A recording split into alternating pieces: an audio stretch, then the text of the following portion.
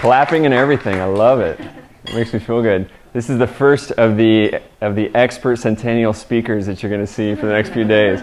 All of us got together, and no, I'm kidding. I'm not one of them. I'm not part of the centennial agenda. But excited to come and talk to you today.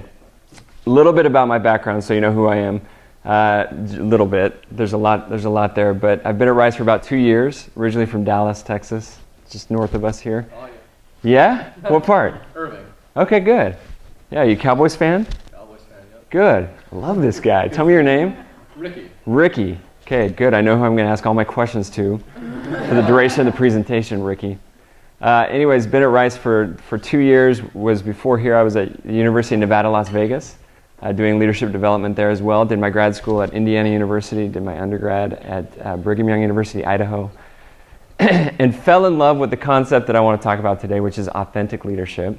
Before we dive in, though, I want to get some feedback from you on leadership. If you were, put yourself in this moment with me for a second. You have just been tasked to write a leadership book.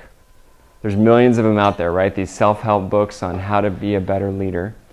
What would you say is the number one skill or trait or characteristic that someone needs to be a leader? What is the number one thing that if you were to write a self-help book and get paid millions of dollars to do and get to go around and speak publicly and do all that, what would be your thing?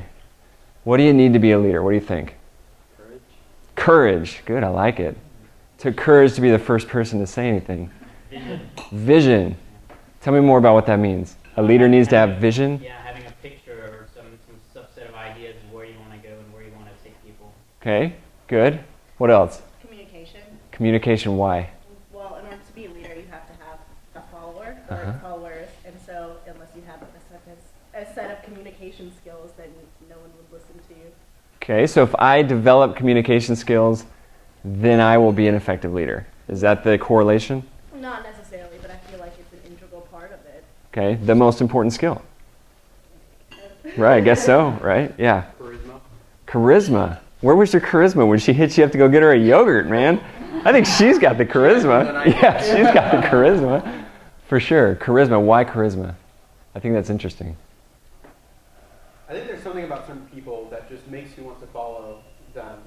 That they have the ability to influence you in ways that you don't really understand. It's not logic. It's not even passion. It's not emotion. It's just there is something about the way they express themselves, the way they act, that naturally puts them in the spotlight as leaders. Good. I agree with you. I think there is something. I think it's interesting that something to use charisma. That charisma is that thing. I agree that there is something. You have something. I think it's important to be able to motivate and inspire people to do things on their own, instead of to mandate or dictate what to do. I think that's really important in a leader, because a lot of people have important leadership positions, but they only know to tell people what to do instead of inspire them. Okay.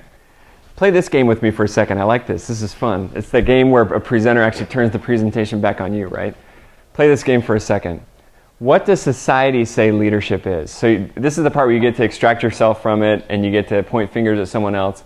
If you were to describe what society holds up to be the ideal leader, describe that person. Who is the ideal leader? Steve Jobs. Let me back up. Give me characteristics or traits or skills of the ideal leader. Confidence. Confidence. What else does society say good leaders are? Someone who holds a position at the top. Some type of authoritative position on top of the hierarchy. What else? This is easy. Think of people who you think of as leaders. Society's taught you to think of them as leaders. Why? What is it about them? Say it again. Managers. Yeah, they're usually managers. Again, hold some authority. This is anything else you can think of. Great speakers. Good speakers. Good listeners. Very dynamic. They're sometimes good listeners. Sometimes. Yeah, sometimes good listeners. Who are you picturing, by the way? Barack Obama, Steve Jobs. Who else are you picturing? Religious leaders. Religious leaders. So let me ask you this question. You guys just wrote your self-help book. You need to be a good motivator, a good communicator. You need to do all these things. Here's what society says. You need to be charismatic, outgoing, confident, 6'5", have a bald head, blue eyes, right? All these other things. That's what society tells you. What's wrong with that? This is the part where you play psychologist and diagnose the system. What's wrong with that system of leadership that we just described? Anybody know? I'm a firm believer that there's no such. You can be a leader in a variety of different circumstances, and that you don't need to be president of the United States to be a leader. Okay. Be a leader in a group of 5, and you don't need all those characteristics to fit the mold. Sort of like top models, and they're super hot and attractive, and that's what every girl should look like. What just happened? It's sort of the same thing. What just happened? We have this vision of the perfect leader, and I think that's not ideal. Okay. So you believe people can lead at any level, that I don't have to embody those things we just described. Right. Okay, what else is wrong with it? What else is wrong with that system that we just described, that society has told us this is what leadership looks like? We're cranking out books to tell you how to become more like it.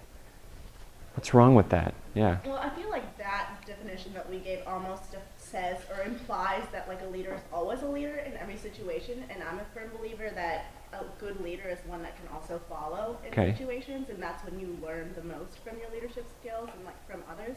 And so I feel like the society tells you that if you're a leader, you should always be a leader, and then that's just the end of it. But I don't think that's necessarily true. And I think by looking at current leaders and like in the past, religious or whatever, they've had other, like been a follower of another leader. So I don't know. Ooh, I like that there's value to being a follower. Who says we all want to lead anyway? Who says that's where it's at anyway? Who cares if Steve Jobs is charismatic and outgoing and whatever it is if nobody else wants to do it, right? So there's value to followership. Anything else anybody sees about this that's wrong with that system? Well, I think there might. I think there might be a charisma gap in all the self-help books trying to find a big list of adjectives and okay, I need to be those adjectives. Instead, if you have a self-awareness of your own capabilities, a lot of charisma comes from following yourself straight through instead of trying to copy other things. Ooh, did you hear that bell going off in your head? You're like, I think this guy's onto something. Ricky, what did you have to say? Did you have something you wanted to add? I was just going to say that I don't think leaders always intentionally lead. I think they just influence other people. Sometimes they might not realize they're influencing people. I love it. So they don't necessarily have to be charismatic or a great speaker. They could just be like being a good person, influence other people to do what they're doing. Yeah, I am who I am, and people naturally seem to gravitate to that for some reason. Trent? What's wrong with it is we're trying to like mold ourselves into this, farce of what leadership is instead of honing in to what we have that makes us a natural leader. Yeah. You aren't the only people that ask this question. There's a whole field of researchers out there led by 2 people named Bruce Avolio and Fred Luthans, who about a decade ago said, wait a minute, we believe leadership doesn't happen by being taught, here's the skills I need, and let me plug myself into those skills, and then suddenly I'm able to lead. And here's how they came up with that. They saw people that spent their entire career trying to develop charisma and confidence and communication ability and conflict. They were ineffective leaders. And they're like, wait a minute, I spent all my time trying to become this. Nobody's following me still, why not? And they came up with this theory called authentic leadership. What do you think of when you think of authentic leadership? Tell me about authenticity. What does it mean to be authentic? What does it mean to be authentic? Being yourself. Being yourself? And not trying to imitate someone else. Okay, good. Genuine. Being genuine, great synonym for it. Anything else come to mind with authenticity, what that means? Maybe someone that believes in their own ideas and believes that, and doesn't really, it's not being forced. I believe my ideas, nobody's forcing that on me. like practice what you preach. I'm practicing what I preach. Implied in what you're saying is, I need to know what my ideas are, and I need to know who I am, or I can't live congruent with that person. So let me ask you this. Well, first let me tell you a little story. You've probably heard this before, but I love this anecdote. In ancient Greece, in the city of, I think it's called Delphi. Anybody in here? I feel pretty safe in a room of engineers being able to say whatever I want about ancient Greece, and you're probably like, we believe you. There's this temple called the Temple of Apollo. Has anybody heard this? On the Temple of Apollo, there were 3 maxims written, this is thousands of years ago, that they believed back in their day that if people lived by those 3 maxims, they would be successful in whatever they deemed to be success, right? 3 maxims to live the best life you possibly could. Who cares about maxim number 1 and number 3? It's not part of my presentation. But I'll tell you what maxim number 2 was. These were the words, you've probably heard them before. Know thyself. Know thyself. Have you heard that before? Know thyself? Why is that so important to leadership? Who cares? Make the link. We've been kind of dancing around it for me. Why do I need to know myself to be a leader? Ricky. You can't be authentic to yourself if you only have a vague concept of yourself. Okay, and that's authenticity. Tell me about the leadership part. So I can go out today and be an authentic person and spend a lot of time reflecting and writing in my journal and start living authentic to that. But tell me about the leadership part. What does that have to do with leading out everyone else? To elaborate, I think a lot of leadership's like happiness, where you can't directly chase happiness. You have to do something else, and the happiness comes from it. Instead of trying to chase charisma, chase things like this, if you're authentic to yourself, all those things will follow as side effects much more effectively than if you just tried to like pin them down one by one. Good. A couple years ago, this concept came to me. I call it the campfire principle, and it's this. Whenever we talk about leadership development, we all stand around it like it's a campfire in the middle of the room. And we say, what do we need to be better leaders? And we stare at it, and we analyze it, and we look at it from different angles, and we feel its warmth, and we say, I can't wait till I'm charismatic and all these other things. And one day it occurred to me that I am actually, there's nothing there, right? We're staring at this fire, but there's nothing there. We're staring at nothingness because authentic leadership is figuring out who I am and living according to that. And the second I start doing that and walk away from the fire, everybody else says, that guy seems to have some confidence that I don't have. He seems to be really just like confident and empowered. I want to follow that person. You may even be thinking right now of someone in your life who you know, who's just so authentic to who they are that it draws you to them. It creates that charisma that you were talking about, that the more I am who I am, the more people follow. So let me get out of the abstract for a second. Let me tell you a couple things. The first thing is, here are 4 hallmarks of an authentic leader. Here's how you know when you're witnessing authentic leadership in action. The first thing is that they behave consistently. They behave consistently. In other words, in theory, they call this person-role merger. Not a flip-flopper. Yeah, not a flip-flopper. They don't say, here's what the people want. They want me to be outgoing. Just yesterday, I had a conversation with the Student Association. They're about to present this student vision for the 2nd century tomorrow to a bunch of important people. And they wanted me to tell them the best way to present it. And my feedback to them was, how do you present best?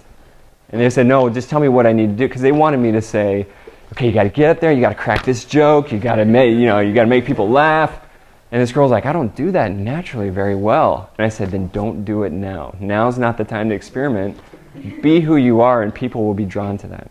Here's number 2, high self-resolution.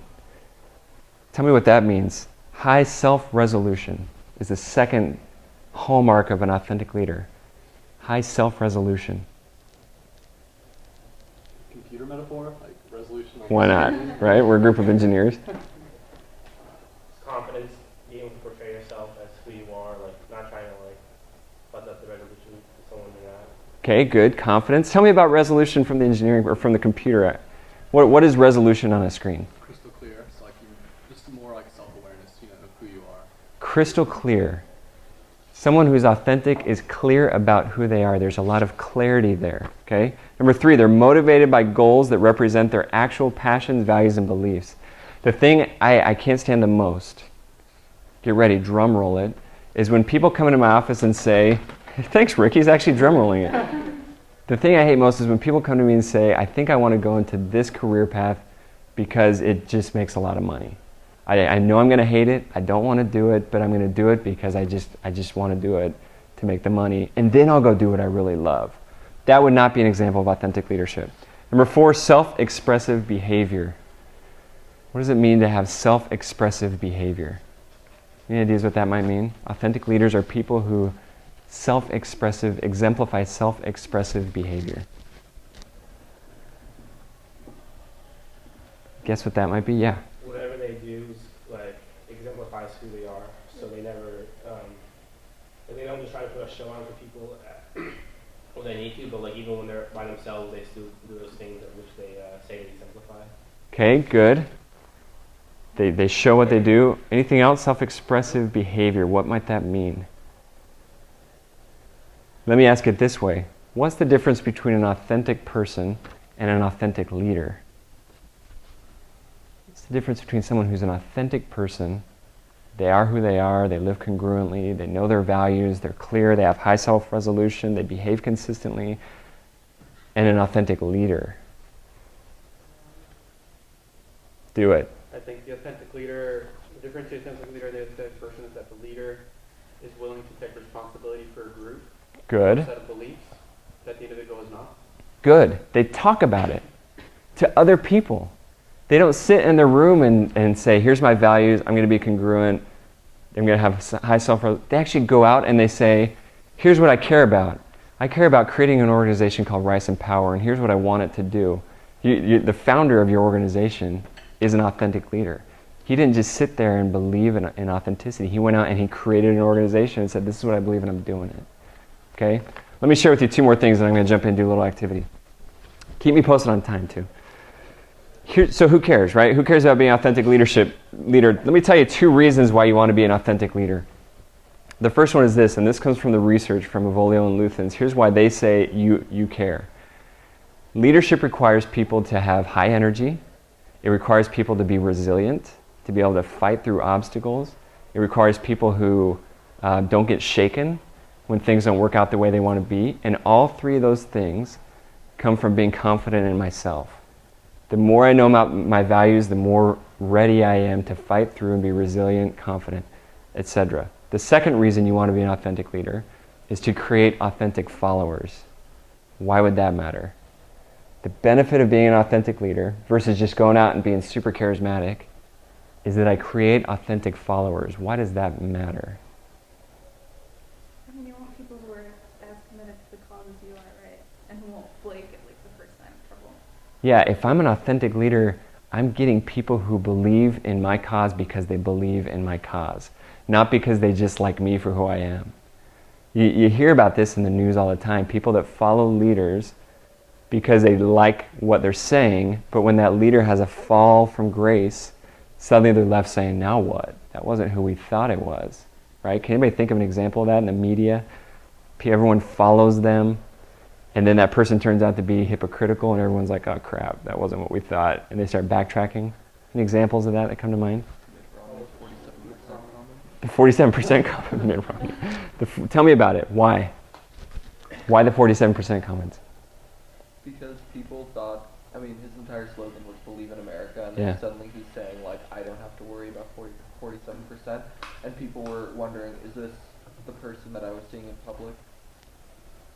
Good. Happens to politicians all the time. How about, I hate to bring it up because it's so cliche, but Bernie Madoff? Everybody know who Bernie Madoff was? Give me your money, I'll invest it. I'm high profile, follow my strategic plan. This guy's a leader, I'm going to invest my stuff with him. Well, wait a minute, he was using my money to buy houseboats.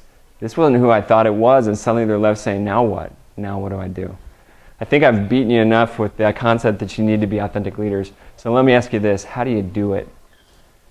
How do you go be an authentic leader? You love it, you're like, yeah, I'm drinking the Kool-Aid that Dustin's selling today, I want to be an authentic leader. I want to be more self-aware. How do you actually do it? Dante. Maybe trial and error. Like just go up and try to talk to people and spread your ideas and see if they're interested in it. And if it doesn't work out, just kind of reassess and evaluate and keep on trying. Good. So sharing your ideas more vocally, more openly. What else? How do you develop self-awareness? That's a tricky thing. And by the way, Trent's an expert in it. Right? Meditation, yeah. Anybody that knows Trent knows he meditates, right? Meditation's huge. How else do you become an authentic leader? How do you actually go do it today? You're like, yeah, I love what this guy's saying. I just want to do it now. I'm ready. What do you do other than talk more and meditate? You're all looking at these papers in my hand like, I know that has something to do with it. I'm not going to bail you out on this one. How do you do it starting today? Good. Ask yourself questions about yourself. Who am I? What do I believe in? What do I care about? What are the decisions I'm making today say about who I am? If I look at the past week of my life and the decisions I made, what values would I say those say about me? And is that what I want to become? Is that where I'm headed? And do I like it? Let me give you another way. This is where the papers bail you out. You can sit in your room and you can reflect. And by the way, people reflect in 2 ways. They do it internally and they sit there and think. They also do it externally and they talk to somebody else. I just read a paper of a student who I've worked with who feels like they've become an authentic leader by talking it out with someone else. And not until that person challenged their ideas did they really know where they stood. And then it became important to them, right? So that's a great way to do it. Here's another way. we don't know what we don't know. And there's things you don't know about yourself that everyone in this room knows about you, right? Like, we all know Trent is this, and he doesn't seem to know it. It could be good, it could be bad. One of the best ways to figure those things out is through personal assessments. Who's ever taken a personal assessment of any kind? I'm talking about like Myers-Briggs. I'm talking, True Colors. You probably gone online and said, could I survive a zombie attack? Those are personal assessments, right? Personal assessments shed light on a piece of your personality that you may not be aware of, and they give more perspective to it. People are often like, I don't want to do personal assessments. I feel so boxed in, right? As if these papers are making you boxed in. In reality, what they're doing is just shedding perspective. And what I want you to do is I want to put you through a quick 16-question personal assessment. Here's what this is going to do for you. This is called the Behavior Description Questionnaire. Every one of us, when we get into settings like Rice and Power, group projects, classes, your family when you go home for vacation, every one of us has natural tendencies when we go into those environments. We fall into a natural tendency. If I can figure out what it is, I can either maximize it or do something different. This is going to reveal to you one of your natural tendencies. You're going to love it. For stable, C stands for control. Now, Controlled. Control, is that self-control or control over others? I'll show you in a second exactly what it is. Here's the beauty of this assessment. This has each of the 4 styles because no one of us in this room is only one style. You have all 4. If you look at your graph and you see the order of the dots, that's the order that your tendencies happen to come out. So for example, tell me your name, shirt and tie. Thierry. If Thierry were to be he's a dominant personality. If he were to be in a group of other dominant personalities, his tendency may shift and say, I no longer need to fight with these other people, so I'm going to be extroverted. I'm going to be the guy that rallies everyone together because we can't all be dominants. Now let's say everyone in that group happens to be dominant extroverts. Well, then he might say, someone's got to get stuff done, so I'm going to be the stable person who fights through and makes things happen. Let's say everyone happens to be DES. Then suddenly he's the control person who says, while everyone else is crazy and freaking out, I'm the one that maintains, right? I'm the controlled temperament. So that's how you read the graph. You say, this is the order that I happen to go. These are my tendencies that I happen to go through. I wish we had more time to kind of talk through it, but I just want to tell you, I want to arm you with a couple other weapons. Here you'll see, this is what it means to be dominant, and it's a positive thing. This is what it means to be dominant, and it's a negative thing. Every one of these traits has both sides to it. So don't walk away thinking, oh man, I'm a dominant. Walk away being, oh, I can be a dominant, and that's an asset. But if I'm the other side, then it's an asset minus the ET, right? Same thing with control or extroverted. There's a good way and a bad way of being that in an organization. Okay, good. What does a tie mean? How can, if I preference one over the other, what could a tie potentially mean? Why would I have ties on there? The idea is, why would 2 kind of be even? Be like, there could have been things that you were kind of just picked arbitrarily, or Yeah. you didn't have a preference over the other, so it could not necessarily be any kind of. Good. What it means is that you are not yet clear about which one is more of value to you. So when you see a tie, it's not saying that you really are just tied as a human.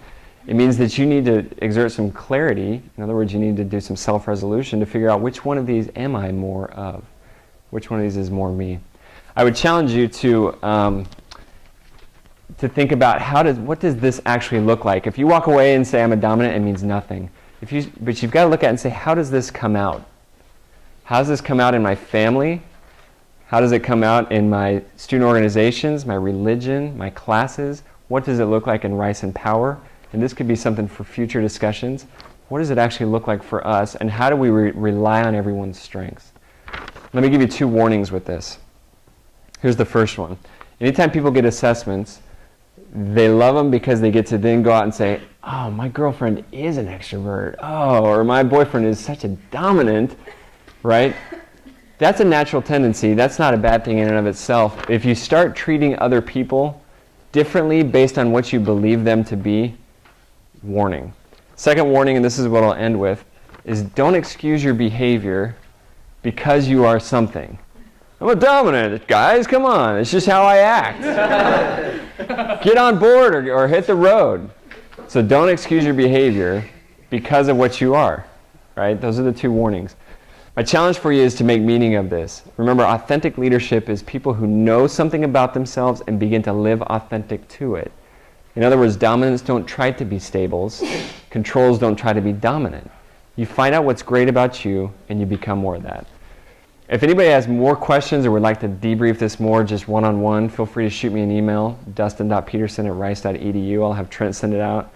Do it, guys. And I'm happy to debrief it, talk more about what it actually looks like and how it can tell you about your future career path. I love doing that kind of stuff. So anyways, thanks for having me out. I loved it. It was a good time.